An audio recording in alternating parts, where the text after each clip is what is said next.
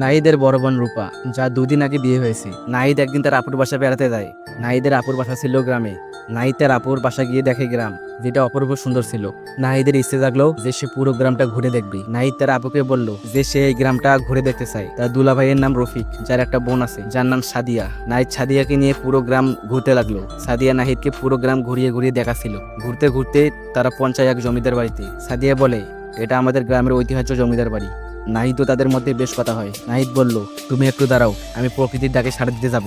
নাহিদ জমিদার বাড়ির পাশে গিয়ে এক বেল গাছের নিচে প্রকৃতির ডাকে সাড়া দিল। তারপর সে আবার সাদিয়ার কাছে ফিরে আসলো। সাদিয়া বলল, হয়েছে, চলো এবার আমরা ভেতর থেকে ঘুরে আসি। সাদিয়া ও নাহিদ জমিদার বাড়ির ভেতরে ঢুকে ঘুরে ঘুরে দেখতে লাগলো। ঘুরে দেখা হলে তারপর আবার তারা বাসার উদ্দেশ্যে ফিরে গেল।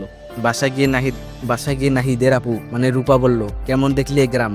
নাহিদ বলল, বেশ ভালো দেখেছি, মনটা পুরো ফ্রেশ হয়ে গেল। নাহিদের দুলাভাই মানে রফিক বলল, সব থেকে কোন জায়গাটা ভালো লেগেছে তোমার? নাহিদ বলল, সেই পুরনো জমিদার বাড়িটা সব থেকে ভালো লেগেছে। নাহিদের দুলাভাই অবাক হয়ে গেল। তারপর বলল, ওই জমিদার বাড়িতে অভিশপ্ত, যেখানে কেউ একবার গেলে তার সঙ্গে খারাপ কিছু ঘটে। রফিক তার ছোট বোনকে মানে সাদিয়াকে ডাক দিল। সাদিয়াকে বলল, তুই জানিস না সেই জমিদার বাড়িটা অভিশপ্ত? তাহলে কেন ওখানে নিয়ে গেলে ওকে?